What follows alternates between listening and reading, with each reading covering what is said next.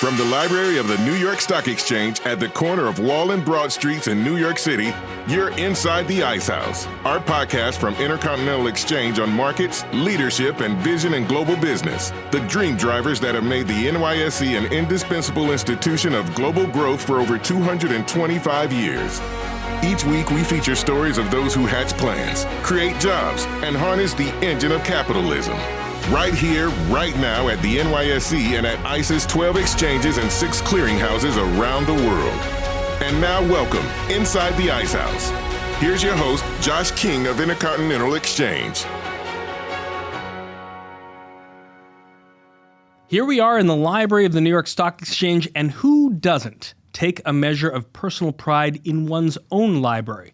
The books accumulated over years of life, from the first Dr. Seuss volumes to the Tolkien, Hemingway, and more modern histories and political biographies. On that score, I've got to recommend Our Man, Richard Holbrooke and the End of the American Century by George Packer. But I digress. There's another section of the personal library that stays there through a measure of guilt. You have it too, don't you? It's the thick college textbooks you haven't looked at for decades. Sometimes there's a used sticker along the spine, sometimes not. You remember where you got it, at the college bookstore with your own hard-earned money from babysitting or house painting, or if your path was a little more greased, your parents' credit card. You can't throw those books away because they cost so much of your fortune back then, and you can't give them to your kids or donate them because the world has moved on to different source material. So they sit there on the shelf, an albatross of a psychological barrier, reminding you how entrapped you might have felt by the whole educational system that said, you must buy this so you can pretend to read chapters and do the exercises, as part of a college experience that was siphoning off your parents' wealth or condemning you to decades of debt repayment. As my kid starts high school this fall, the prospect of college and its rapidly growing price tag is top of mind. A recent tuition search showed me that the cost of many colleges and universities across the country are now in the mid-$60,000s to $70,000. It makes me dizzy just thinking about it. A recent report from the Federal Reserve showed that the debt related to education is about $1.5 trillion, up from $1.2 trillion just in 2014, a total greater than credit cards or auto loans. The Fed also found that more than half of young people who attended college took on debt to fund their education. A typical monthly payment for those student loans, you're talking about $200 to $300. It's a lot for any young person just starting out in the world to swallow, and where ends could be decades out. So, what to do about this? Student loan debt is a big issue on the campaign trail this year, and for over 10 years, Chegg, that's NYSE ticker symbol CHGG, has been a ubiquitous name on college campuses as the source for digital and physical college textbook rentals. Today, it's much more than that. This summer, Chegg launched a plan to help tackle student loan debt for its employees, and as we sit here in the library today, Chegg has unveiled its report, Unlocking the American Dream: Student Debt Solutions for Our Future Workforce, which contains a series of policy recommendations, including a call for employers to become more active in easing the debt repayment burden on their employees. So, how is technology changing the future of education? What is the best solution to tackle student loan debt? Why are college tuitions skyrocketing? My conversation with Dan Rosensweig, CEO and president of Chegg, right after this. And now a word from Charles Harrington, chairman and CEO of Parsons, NYSE ticker PSN. We offer technology, digitally enabled solutions to the defense, intelligence, and critical security markets. We see a lot of growth and opportunity in cyber and intelligence and geospatial intelligence, as well as solving network problems for critical infrastructure. It feels great for Parsons to be a newly traded public company once again. When I joined the company in 1982, we were publicly traded on the New York Stock Exchange, and here we are 35 years later, publicly traded once again. Dan Rosensweig, fresh out of Hobart, was laid off a mere 3 hours after starting his first job out of college at Pitney Bowes Dictaphone. Some might call that terrifying. He calls it fate. He landed at publishing company Ziff Davis, rising through the ranks to eventually become CEO of ZDNet, which he took public and sold to technology website CNET in 2001. Dan put his stamp on Silicon Valley, serving as the COO of Yahoo and later the CEO of Guitar Hero before joining Chegg as CEO and president in 2010. At Chegg, he's led the company from sole textbook provider to an all-encompassing student hub for learning. While he may call California home, Dan's no stranger to New York. Native of Scarsdale, he spent his early years working here in Manhattan, and even today he can be spotted on the trading floor at CNBC's Post 9, giving his opinion about many topics, from student debt to upcoming IPOs. Dan, welcome inside the Ice House. Well, thank you very much. That's quite an introduction. And so for your listeners, let me just say that I'm a lot more impressive on paper than I am in person.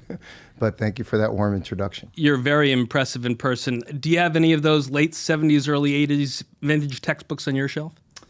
I don't have them on my shelf, but I do have them in my garage. I actually saved everything from my time at Hobart Williams Smith. And since I'm actually approaching my 40th high school reunion, which is this weekend, it does bring you back to the time where you would pay several hundreds of dollars. And when you realize that, unfortunately, everything in higher education in that 40 years has changed for the worse, not the better. It's more expensive. The cost of living is more expensive. What they charge you and force you to have to do, which is, live in the dorm or buy the food, all of those are money-making opportunities for the institutions to raise revenue. Teachers teach fewer hours and do more research. It's harder to get into a particular class you want as they've rightly shrunk class sizes.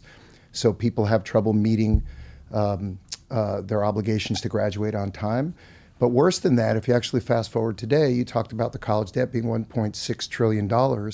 You also have a situation where the average age of a college student in this country is now 25, that approximately 25% of all college students today have a child. If you graduate at all, it takes 6 years, that something like 80% of people that go to community colleges get a degree of no kind, and the average student is graduating with $37,000 in debt. But of the 50% of high school students that move on to go to college, 43% of them don't graduate, and they still have debt. So whoever thinks that the education system and the education funding system should get a passing grade on a pass-fail isn't paying attention to what's going on. You say that every student today might have $37,000 worth of debt. Going back, Dan, to around 1978, when you're headed to Hobart, did you have any appreciation at the time of how your bills were being paid? Was it you taking out debt, or was your parents able to pay the tuition and the books at that time? I didn't at the time, but I did by the time I graduated, and I'll explain why, which is my mother had gotten remarried, and so I had a stepfather who was a very good guy, and he agreed to pay for my college if I made Dean's List. And fortunately, I did make Dean's List by the skin of my teeth on the very last grade after begging for it. But unfortunately, at the time, my parents at the time decided to split. And so instead of that, I got the loan book. So they had taken out loans but I was unaware of it. So I lived very privileged that way. And then became aware of it and ended up having to pay off the final loans. And so I opted, instead of going to law school, I ended up going out and getting a job because I was going to have to move out of my house faster than I thought. And I was going to have to pay off these debt, and I was going to have to pay off the car loan debt that I have. And at the time, it's very small compared to what it is today. And, given what young people have to live with today, mine was a very easy situation comparatively, but it did change and alter the course of my life. So yeah, no, I think I have some empathy and appreciation for what it could do to your decision-making process. But as I've looked more deeply, and as Chegg has looked more deeply into it, I mean, it is devastating. We're creating an entire debtor class out of the future of our country. And that has not only created financial distress, but what the report shows is, because you can't write off student debt, that you have to pay it, or the government garnishes your wages, because most students borrow it from the government. So as a result of that, they're not making their credit card payments. They're not making their car payments, which means they're not going to get to work, or they're not going to be able to pay for their food. 36% of college kids will acknowledge they go hungry at least twice a month. And then mental health comes into this, which is they're not seeing a physical doctor at all, because when you go to the workplace, you generally, when you're younger, take out the one with the highest copay because you never intend to go. And as a result of that, you don't go. And so you're physically getting sicker. The stress is adding to it. And the mental health issues are higher than they've ever been. And suicide amongst college grads, recent college grads and college students, are higher than they've ever been. So this is a terrible, vicious circle.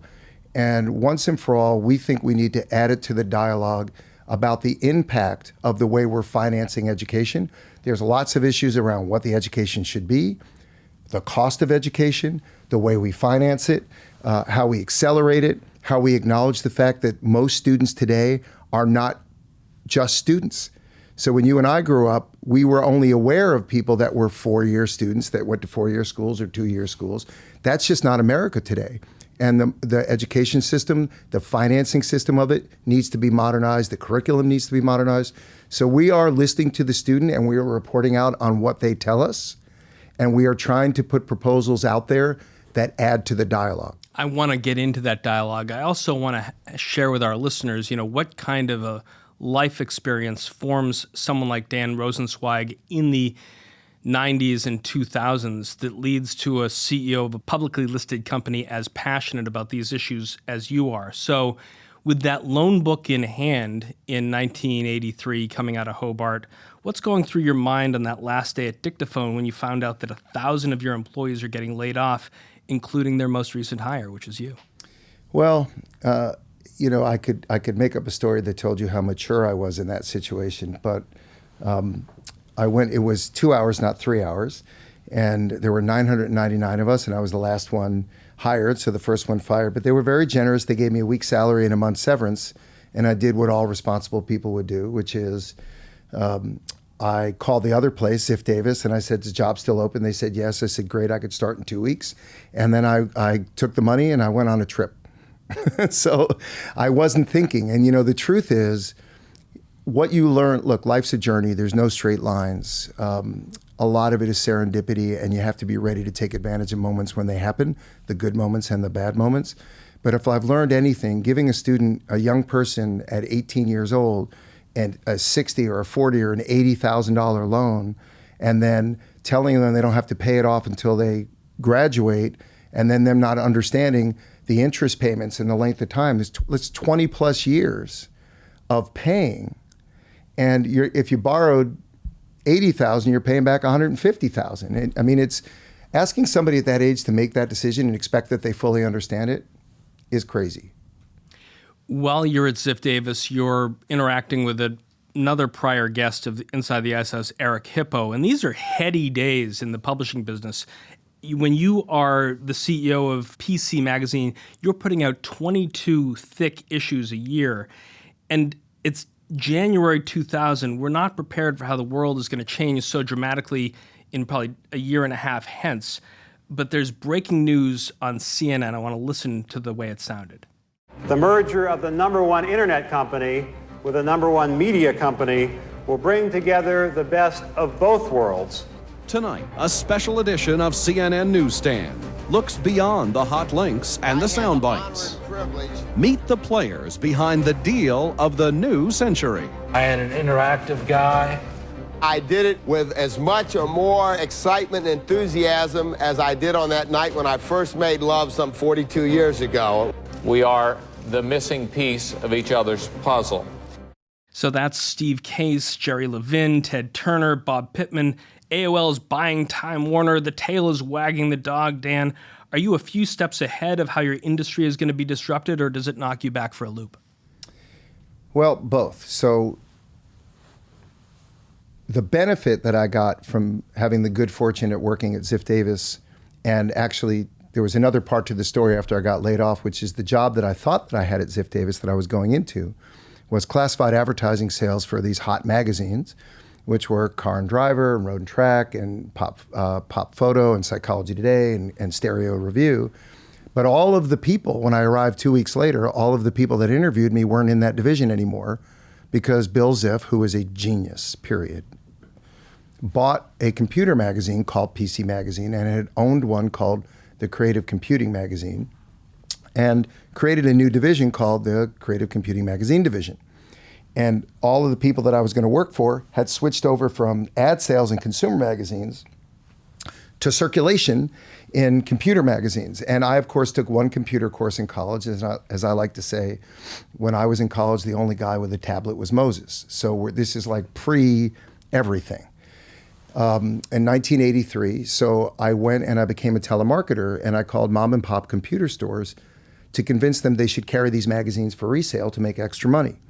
So that's actually how my career started at Ziff Davis. But if you fast forward, when the internet came along, it was natural that the first consumers of the internet for content were going to be computer magazine readers. So what other magazine publishing companies and newsstands or newspaper companies, media companies didn't believe, didn't want to believe, didn't think was going to be real, we saw firsthand. And so you mentioned Eric Hippo, who one of the greatest bosses that I have, certainly a mentor. He understood the power of the internet almost immediately. And when Masayoshi-san invested and bought Ziff Davis, Eric and Jeff Ballou and Ronnie Sonnenberg introduced him to Yahoo, which is how that whole track started. And I was fortunate enough to have been an observer and a participant in that. So when we were building ZDNet, Masa came in and we were losing $17 million a year. And he said, we can't afford to lose $17 million a year. So we went from a nascent business losing 17 to breaking even the next year, and then ultimately being about $250 million and $35 million in EBITDA, and then merging with CNET in just a short period of time. So we were believers and observers. So I think one of the reasons I've had the ability to transition in, companies from offline to online is because I lived it first and understood its pros and its cons and its challenges and its difficulties and the business models. Fast forward to that day, I was actually presenting at a conference. I think it was a DLJ conference. There's no more DLJ. And on stage were Dick Parsons and Steve Case presenting this. And I remember, and I said, what the hell just happened? The largest ISP just bought the most powerful media company in the world. This is too much, too fast. Like it made sense to me that the two of them could benefit from each other, but I don't think that the Time Warner guys understood at all that AOL was not the internet, it was its own walled garden, and there was a whole internet coming. And so that was just shocking to those of us who were, on the other side of the internet firewall, if you will. And so it was a clear message that the world of content creation, content distribution, the business strategies, the monetization strategies were going to dramatically change. But anybody who thought they knew what they would be back then was premature and wrong. There's a whole internet coming, as you say. Most people have this Hayes modem and have installed a CD of America Online on their PCs, and they're getting this ultra-fast dial-up service. More of the things that you'd rely on for the Yellow Pages and certainly PC Magazine are now available on online services. Let's hear a Super Bowl commercial from 2002.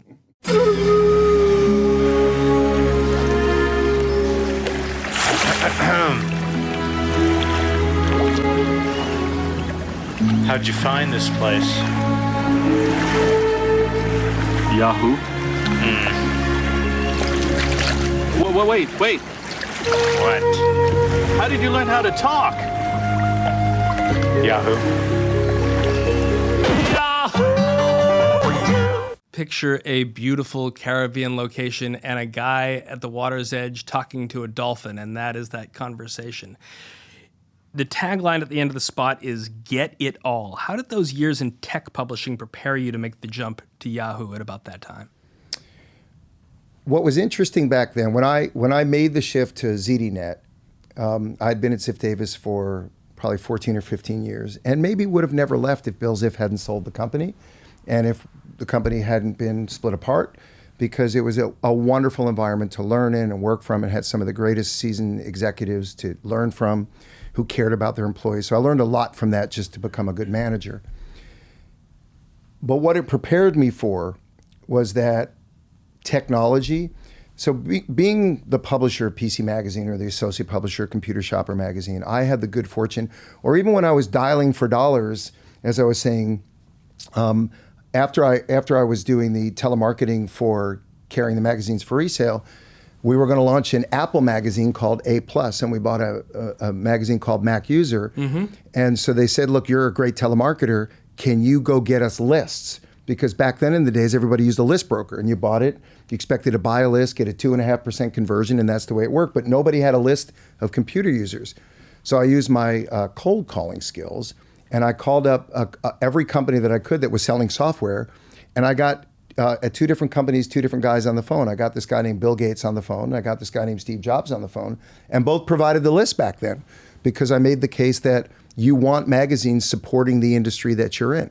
Even if you don't always love the reviews you're going to get, somebody needs to fill the ecosystem giving people confidence on how to use these things and which products to use. And they agreed. And so I think what it prepared me for was the impact of technology. Learning, you talk about the Hayes modems, right? I remember the woman I used to sell advertising to there. Here I am on the board of Adobe, and I used to sell advertising to John and Chuck, who are the founders and the chairman. So, I used to sell advertising to Michael Dell, to Bill Gates. So I got a chance to meet these people firsthand and understand that they just thought differently than people who grew up like me. People who grew up like me would say, who had the job before me? Why don't they have it today? How do I do it 10% better? The internet people would come in and they'd say, what needs to be done and what's the most efficient and fastest way to do it? It's just a different way to ask the same question. And so when I got in the mid-90s, I got a chance to meet Jerry Yang and David Filo and Jeff Mallett and Tim Kugel, the team at Yahoo.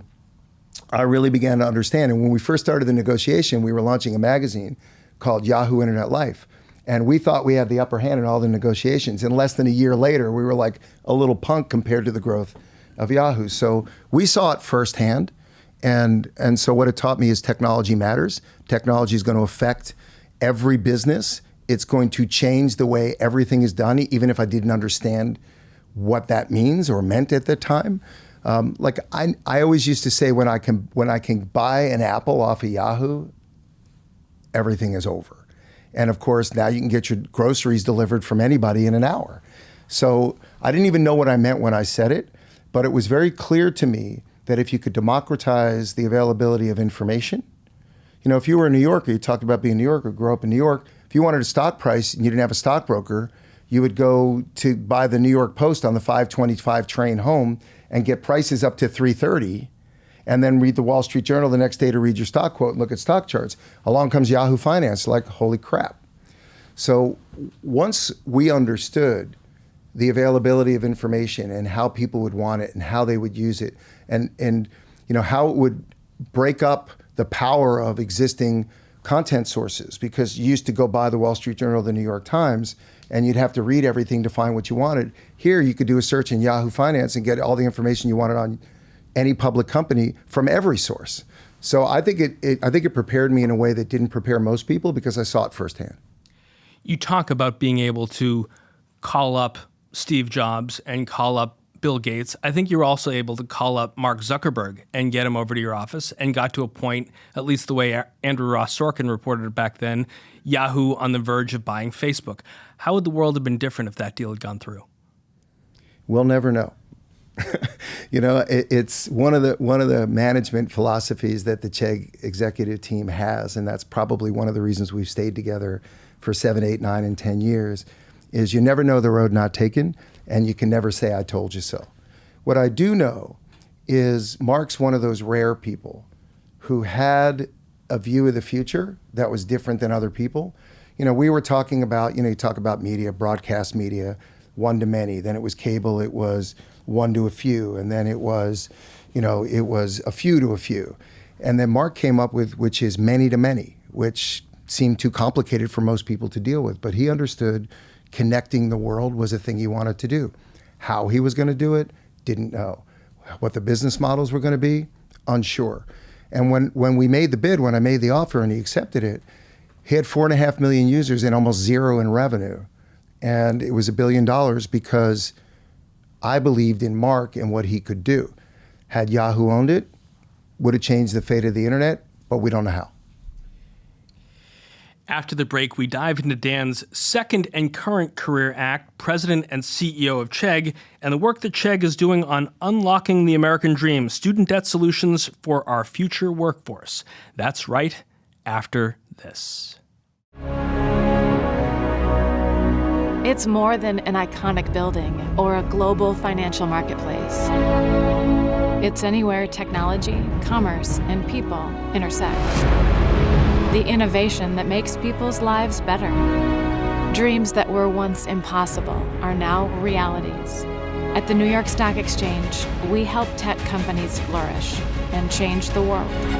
So go ahead, bring those ideas to life. We'll bring it to market. We are Living Tech. Back now with Dan Rosensweig, president and CEO of digital education platform Chegg. So Dan, in 2010, you joined Chegg, then a 5-year-old company with the sole mission of renting textbooks. But you believed it had the potential to be much more than that. What about the company initially caught your attention? So you're giving me too much credit. I don't really know what I thought that it could do. I was told that it was 6 months away from an IPO, and that all I needed to do is come in, continue to grow the business, hire the right team, take it public, stay 2 years, and make a lot of money. So I can't say that would be a good reason to do anything, and it turned out to be 180 degrees opposite from that. We were 90 days away from going bankrupt, and so we had to change everything, and then we had to go and answer that question you just asked, which is, okay, so what can we become? Now, what was interesting to me, I mean, all kidding aside about the first thing, which is true, but what was interesting to me is I feel that I know that my grandparents were immigrants, and they loved the United States of America because they were able to come over and have religious freedom, and what they wanted for their children was an education. So my mom was the first to go to school. She became a public school teacher for 39 years. Many of my aunts and uncles were in the teaching profession or principals. Even my wife's mother was the secretary to the deans at the high school that we went to. And so for me, education was the differentiator between me and a different course in life, I believed. And so I feel I'm a beneficiary of the American dream, and I thought everybody should get it. And what was timely about it was that my oldest daughter, Rachel, was starting to look at colleges, and I realized, holy crap, here we are with the internet. I'm still buying those stupid books the same way I did it when I was going to college 30 some odd years before, that the rankings are still bogus, that there's no real way to understand what the right environment is for you to go to get the best out of yourself, and the prices had dramatically increased, and we were fortunate that we could afford it, but that didn't make them right. And so that got me to the point where I was like, you know what? I've worked for a long time. I learned a lot about the internet. I have the wherewithal and the experience to actually do something about it. And so I came in, and the first day I met with the team that was there, and some of them are still there, like Nathan Schultz and Chuck Iger just retired, and Mike Ozier. And we came up with a line, which is, we want to help students save time, save money, and get smarter. And then we asked ourselves, what are the biggest pain points? And we laid out a 50-year path because we didn't think we could do it all at one time. And we're actually executing very much across the first, the first year's work that we did in terms of laying out the strategy, because the pain points haven't changed. What we didn't realize was just how much support people needed. When you realize that by 2022, 25% of the US population, English will be their second language. It doesn't mean they can't speak English or they're not proficient. It just means that they come from different backgrounds and different cultures, and they may learn differently. Technology has always had the power to reduce costs, increase access, personalized, be adaptive, and work with an individual at whatever level they are to level them up. And so we said, that's got to be our job. We didn't know what that meant. We didn't know what we were going to do. We didn't know what technology is going to be available, but we knew more students were going to need more help than they've ever had before. And then you look at the numbers. In the state of California, the guidance counselor ratio to student is 1,000 to 1, which essentially means 990 of them don't have any support because they're getting nothing. Who can guidance counsel you if it's 1 in 1,000? So these kids are being left behind early, and we felt like, well, if education could come to you, if it could be on demand, if it could eliminate the things that were time wasters from people who had no time to waste, if they could be inexpensive. We've not raised the price of Chegg Study in 9 years. It's $14.95 a month. And by the end of this year, if analysts are correct, we're going to have over 4 million paying subscribers to it. So we recognize it's got to be on demand, has to be relevant to what they want to learn, has to reduce stress and friction and time, has to be overwhelmingly valuable for the cost, and it has to be accessible in whatever language or format that they learn best. And that's what technology should allow to happen, and that's what Chegg has been doing. Save time, save money, get smarter. I want to go back to the day, I think, of your IPO. I think it came a week after Twitter's IPO, 2013. Hear a little bit of sound from an interview that you did on the floor of the New York Stock Exchange. Digital is clearly the way of the future. When do you expect to see a massive paradigm shift away from hard copy textbooks rentals towards electronic textbook rentals? We'd like to see it sooner. The reality is there are three things that are going to drive it. One will be whether professors require it. That's not likely to happen. The second one is when the actual interactive nature of them gets better and more effective than a print textbook. That's beginning to happen. And then when the prices fall, and we're hoping for that soon, because today an e-textbook might cost you $85. A textbook rental from Chegg costs you $42. So it's just a much better value in print right now. I expect over the next couple of years it's going to happen pretty rapidly. So that's 6 years ago, Dan. Let's take stock of some of your predictions. Prediction 1, e-textbooks perhaps still not required, but they may be more popular when it comes to transporting the books. Yeah, I have a different recollection of that day, by the way. I think you want to be number one in something, but you don't want to be number one in probably the worst IPO in Silicon Valley history, which is we priced at $12.50. The first trade was $11.25. The first day closed at $9.68. It was my 25th wedding anniversary. I bought my wife a beautiful diamond necklace to celebrate because I was told the stock was going to go up. And both my daughters were there and my friends were there. And it's not really a great day watching your dad cry on the floor of the New York Stock Exchange. So for anybody out there, humility is an important thing. You just don't want to learn it on national television, but that was my day.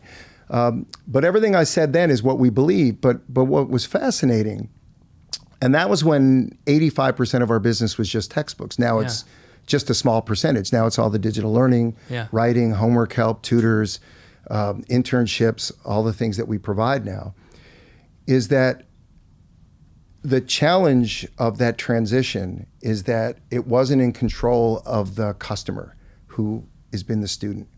So all of that led me one day to actually put on the bottom of my email, when I kept getting notes back from parents and students about just how Chegg had changed their lives. You wouldn't think so, but the ability, we did research back then. 19% of students never would have bought a textbook if Chegg hadn't invented the rental model, because they would have had no access to it. A lot of people couldn't buy it, or if they bought it, couldn't afford other things because they were hundreds of dollars. We were renting them for $42 at the time. Now I think the average price is $30, and everybody's doing rentals. Like, we changed an entire industry. I don't think we knew that we had that power back then, but that's what ultimately has happened. But what's been fascinating is the publishing companies logically are trying to preserve their business models for as long as they can, because a lot of them have a lot of debt on it because there were a lot of transactions that were done. I remember that from the publishing business, right? Everything you could to slow the change down was not unexpected, but not good for the student. So I put in the bottom of my email one day, we put students first, which became the mantra of the company, which is everything we do. And so we looked at it and we said, if it's not in the student's best interest, we shouldn't do it, because no one's doing what's in the student's best interest. Of course, textbooks should have been cheaper right away. Of course, they should have gone digital, right, to make them easier to pay for and carry. But the business model was they were discounting it 15% from the print book when the rental was less than half the price of the digital copy. So there was just a model that didn't work. There were some significant changes in management at all those companies, and different people came in and they understood that. But it's still today only 12 or 13% of textbooks are digital, and it's because they're not any better. They're almost like a PDF version of your print textbook. Mm-hmm. So the thing about print textbooks, when you can rent them for $30 or less on Chegg, is that they never run out of battery, and you can take them anywhere. So But we know through our subscription services that students would prefer to learn online if it were relevant, interactive, affordable, and taught them the way they learn best. And that just hasn't happened yet in the education industry, and it's disappointing, to be honest with you. You talk about the day that you did that interview and buying the necklace for your wife and crying on the floor of the New York Stock Exchange. I don't know. We needed to go back. Coming out at what was the offering price? 14 or 12? $12.50. First trade was $11.25, which till today I don't know how the first person who bought it at $12.50 sold it at $11.25. But that did not make for a fun day. And then it took 3 years to get back over 9. I looked at the chart. 3 years between sort of 4 and 8. Yeah. Before this hockey stick starts. What is this, Oprah? Am I supposed to cry? You can if you want to. But like, what caused that inflection point on that graph? What did you guys see, whether it was 2015 or 2016, that this is the way things have to change for Chegg? Well, first of all, I mean, anybody with common sense would understand, and you heard from that interview, that we didn't expect print to last that long. So we never thought we were going to be in the print textbook rental business for long. So we had always had a strategy to get into the digital space. But you're talking back in 2013. And so there really wasn't there weren't a lot of assets. And there were very few proof points. So I understand the reticence of investors. Here we had a business that was losing $18 million a year in EBITDA, using $120 million in cash, and no proof that any of the digital assets would work. What I learned from some of my great peer mentors, John Donahoe, Shantanu Narayan, people like that, was it takes about 3 years to turn a company around in the public markets. So you got to educate your investor base, your board, your employee base to just, it is what it is until it's something different. And so we put all that aside and we said, what is our plan? So Amazon came into our space, that made it worse. So we said, who got hurt more by Amazon entering than we did? And the answer was the bookstores. And we're like, there's not a partnership there. So the distributors. So I used that old skill of cold calling again. And I called up John Ingram of Ingram and I said, you don't know me, I don't know you, but we have lots of friends in common. And Amazon is hurting your business. It's going to hurt my business. Together, I think we can solve it. Why don't you do what you're great at, which is warehouses and distribution, and you put your capital use, consider it like vendor financing, and we'll do what we do. We'll own the customer, we'll own the audience. We tested it for 2 semesters. It worked incredibly well for both sides. We announced it, the stock popped 30%. But what really happened, what really changed the fortunes was we executed by putting the student first. We said, what do they need? Well, almost everybody going to college except for the very wealthy, they never had a guidance counselor or a tutor or anybody's support. There's very few teaching hours at state schools or community colleges, or even at the best colleges now. The writing lab, if you went to, you had to hope somebody was available. I even learned from the CUNY system here that most people who went to King's College in Brooklyn, still an hour-and-a-half commute each way. So even if you were taking a single class, it took half a day. I mean, the whole system is designed to cause you to fail. So how could we build the support systems for everybody who needed a friend in the system? How could we educate you on what you were trying to learn so you could master the subject on your own time, affordably, in the format that worked best for you? So whether it was step-by-step solutions or videos, of which now we have well over 30,000 videos on the site, which we didn't have 2 years ago, or whether or not it's the expert Q&A network. We invented an expert Q&A network where we have over 30 million questions asked and answered in a database because we know the commonly asked questions of every single class and every single professor in the country because we've been able to do that. And so it just keeps expanding, and all of those things led to extraordinarily excellent execution by the team in terms of building the brand, indexing those questions for SEO, building a product where we could keep the prices low and increase the margins. Rarely happens. This is one of the few direct-to-consumer subscription companies. It's like Adobe, who I got to model from Shantanu, that is growing incredibly fast and is very profitable and kicks off free cash flow. And we can do all of that by keeping the prices down because that's what technology is supposed to do. And we've been able to do that because we built a company who has 87% brand recognition, 85% organic traffic, incredible word of mouth, because you know what? We're giving overwhelming value. So what we learned is keep focusing on the student, give them overwhelming value, and they will reward you.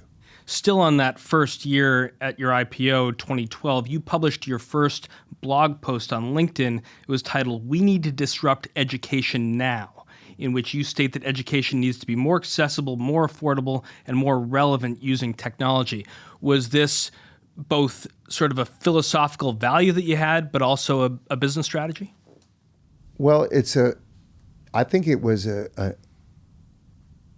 imperative for the United States of America, right? I think it's an imperative to make education more affordable, more accessible, more relevant, accelerate the path from learning to earning. Why are there things called 4-year colleges and 2-year colleges? Why are they time-based as opposed to competency-based? Mm-hmm. Everything else in life is competency-based. So our view has always been, how do you get all of the air out of the balloon that's unnecessary? And how do you just give people what it is they need to get to the place they want to go? And so we've always believed that the technology's just got more affordable and more capable to be able to do that. So we aligned the business strategy after what we call bet on the inevitable. The inevitable is more people are going to need to learn more things over the course of their career than they did when I was growing up. The inevitable is they're more likely to have to learn it on their own. They're going to have less time to take off from their job or their family, or both, to go learn it from an institution. And so to us, it was just an obvious move, no different than why would anybody go to a theater at an inconvenient time, pay a lot of money to see one thing that you probably don't really want to see, to sit next to somebody you don't want to sit next to spend a fortune on food that's going to make you feel like crap later, when you can sit on your couch for $11.95, watch anything you want, and eat kale, right? It's the same thing should hold true in education. It's shocking to me that more people don't understand it. What you've got is about 4,500 or 6,000 institutions that are trying to protect what they had, as opposed to acknowledge who they're trying to serve. And so now you see great institutions going not-for-profit, online, undergrad degrees, like Southern New Hampshire University. We were very fortunate just to add their president to our board. What he found was, if you watch his commercials, it says it all. These are people who have jobs, have families, coming back from the military. They're working mothers, they're working fathers. Who has time to take 4 years off from your life to go to school? That is the ultimate privilege in this country. So to us, we saw early on that what you and I would historically have called traditional education is now the not traditional education. People going to 4-year colleges, taking 4 years off. It's just not the way that this country operates now. Are you saying that I can't get a hot buttered kale large at the Cineplex Odeon? I live in Silicon Valley. It's possible that you can. And it's possible that Uber Eats will deliver it to you at the theater. But, if you think about the analogy, if you think about investing more to make theaters nicer, like chairs and better food, it's the same thing that colleges do. They make the dorm nicer and the cafeteria food nicer. And it's really valuable for the people who choose to do it. And there seem to be a lot of people willing to pay up to do it. But for the overwhelming majority of people, that's not the future, right? No one's saying theater and chill. It's Netflix and chill. Nobody wants to eat the cafeteria food. Why do they require you to eat it freshman or sophomore year? Because it's a revenue stream for them. So, for us, we just see this dramatic change coming. And so supporting people in the academic journey in an affordable and very powerful and high quality, high integrity way, and then now supporting them on the skills journey, it's just a logical transition for us because it's what they've been asking for. Talking about the skills journey, Dan, in June this year, you published a post talking about this arc of communication and publication that you've been on. You wrote a piece called "The Time Is Now," a call for corporations and policymakers to tackle student debt. You included a stat I found eye-opening. And you said, as I quote, "As it stands now, more than 44 million Americans hold over $1.5 trillion in student debt." So you offer one way to at least try to remedy the current student debt crisis. Tell me about what you call equity for education. So it became clear, as I said at the very beginning of this podcast, that the impact of student debt is much greater than people think it is.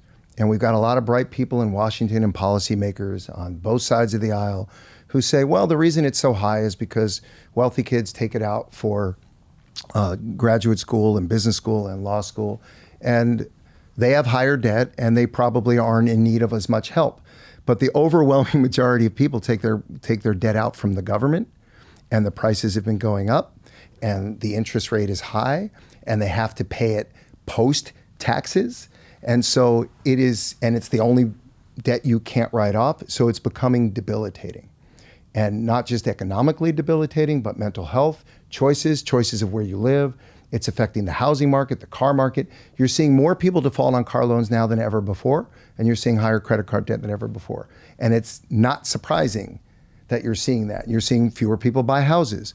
It's the expenses of them are high, but these people have no ability to get access to any other capital because they've got this debt around their neck for the rest of their lives. So we said, let's survey our students and understand the real impact. And that's what we're sort of announcing today. And we've got a booklet out on it, and we'll be distributing it. And we could talk about that a little bit. But we also said in order to enter that conversation, we had to put our money where our mouth is. And by putting our money where our mouth is, our board and our executive team decided to create a program called Equity from Education, or Equity for Education, which is we wanted to pay off all of our employees' student debt.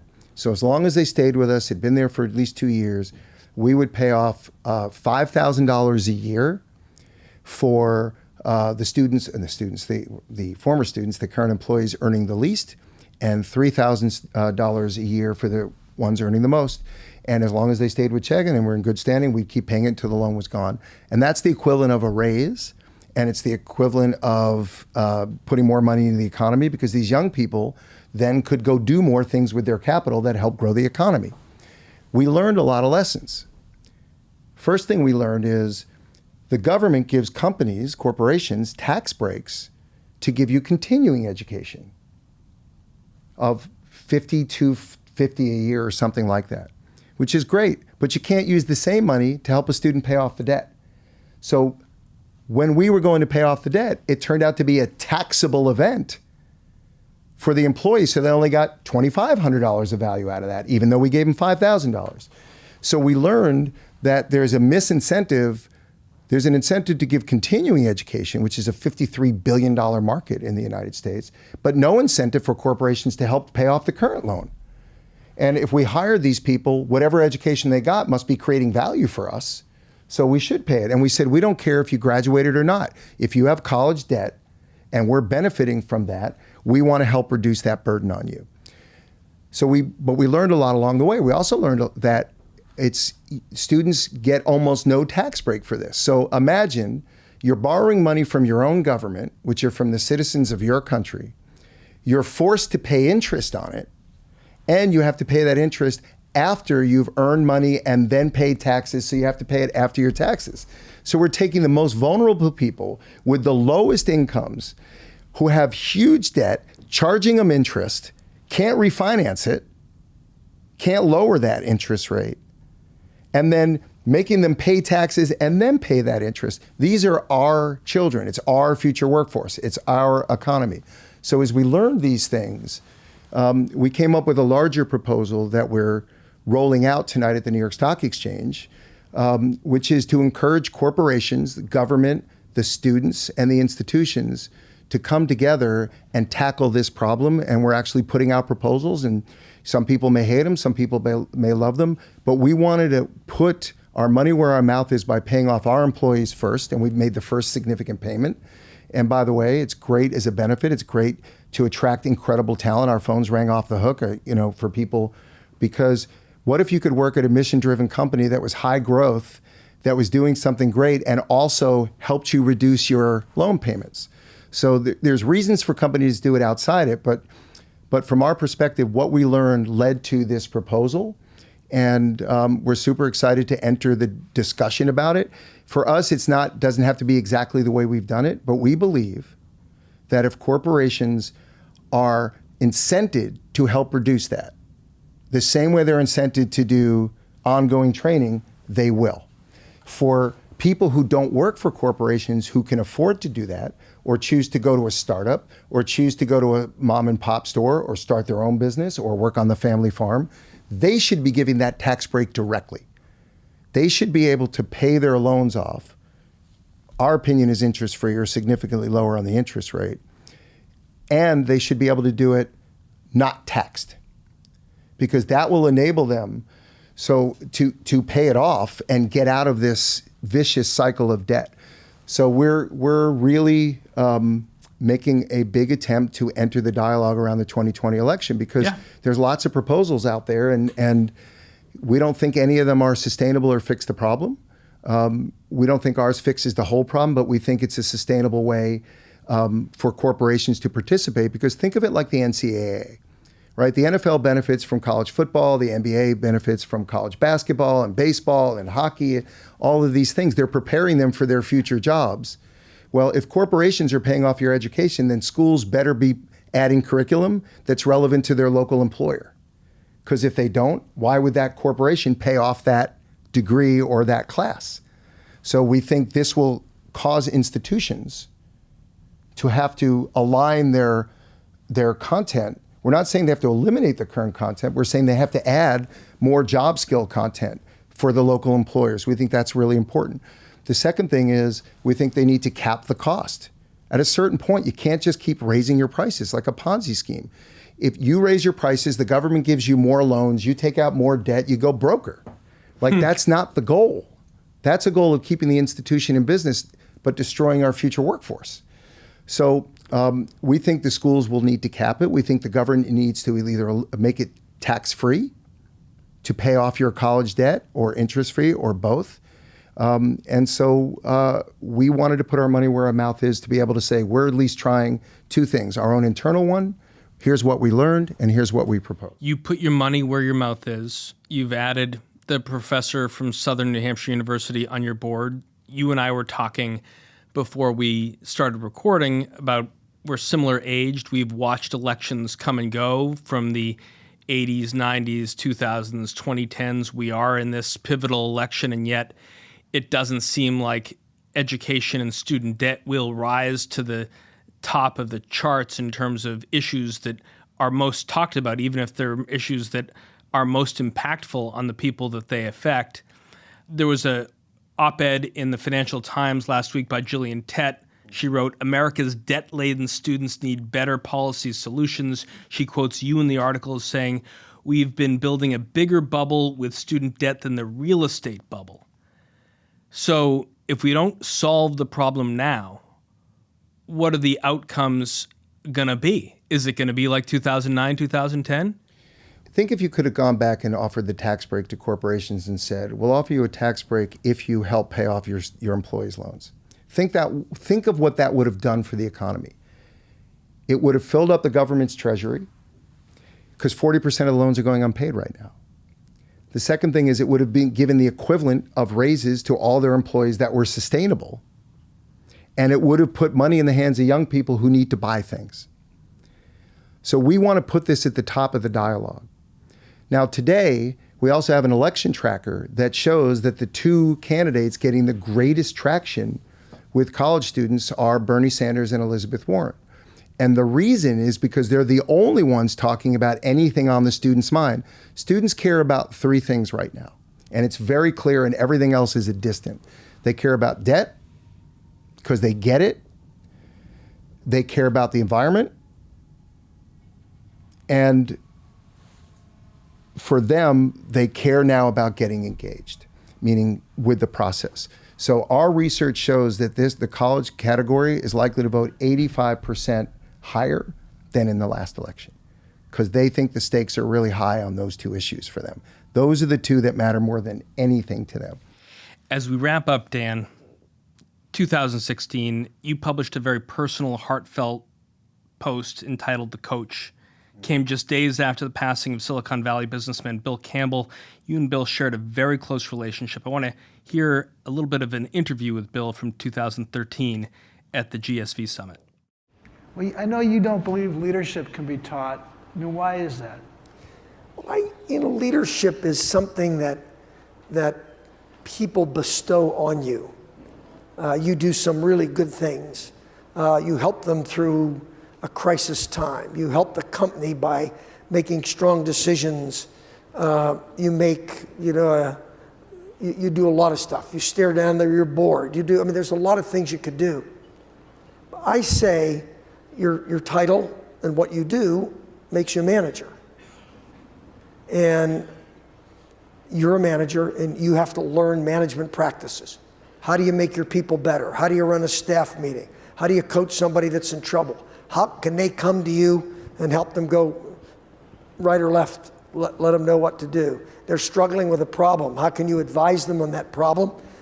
Or even maybe open a door that could help bring two people together to stop the bickering inside the company. But a leader is going to do a lot of those things. If they feel, if I was coaching you and you saw me trying to help you get better, and you said to me, Bill's my leader, then I would accept that. But I would never take the mantle of being a leader. Somebody has to bestow it on you. Someone has to bestow it on you. Dan, if Coach Bill Campbell were around today and the challenge was going to be solving the student debt crisis, what would he say in the huddle? First of all, it's beautiful to hear Bill's voice. And to make it absolutely clear, there'd be no Chegg if it weren't for Bill Campbell. Because Bill Campbell came in and said, I asked him for help. I said, this is a lot different than I thought. I've always been good, but to solve this one, I need to be great, and I need your help. And Bill said, I love your wife. I worship your daughters. I'll put up with you, so I'll do it. And he came in and he said to my team, my name's Bill Campbell. I don't take stock. I don't take cash. I don't take shit. Excuse my language. You either buy in or you get out, or I'll leave. And that's what we needed at the time when people were doubting us. We needed confidence. What Bill would say is, the mission is too important not to succeed.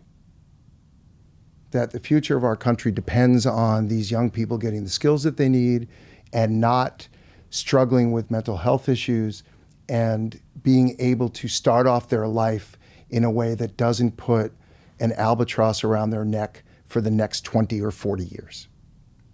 So you don't have a choice but to solve it, Dan. And then he would say, just get started. If that's it, you just got to take the first step. Because you don't take the first step, you're never going to find out if people are going to follow you. Bill made that point all the time. You don't say you're the leader. Your team either follows you or they don't. People will follow you if you care, and if it's a mission worth them caring about, and if they have confidence that at some point you'll figure it out, even if you don't know how to figure it out today. And if you're going to listen to them, respect them, care about them, and involve them in the journey, you have a really great chance to win. So what he would do is say what we're doing now, which is put your money where your mouth is, which we did. He would say, learn from it, tell people what you've learned from it, go out there and evangelize the story, and push, cajole, kick some you-know-what, because Bill was a football coach. But at the end of the day, if you move the needle, people's lives get better, so it's worth your effort. And that's what Bill would say. I can't express enough just how wonderful it was to hear his voice. And, the quad at Chegg is named the William Campbell Quad because he interacted with everybody. Bill was not somebody who only interacted with somebody for a title. I don't think he cared, right? I think what he cared about is people who cared. So it's a wonderful quote to end on. So as Coach would say, let's get started. Thank you very much. This was really wonderful. Appreciate your interest and your time. Thanks so much for joining us inside the Ice House. Thanks. That's our conversation for this week. Our guest was Dan Rosensweig, President and CEO of Chegg.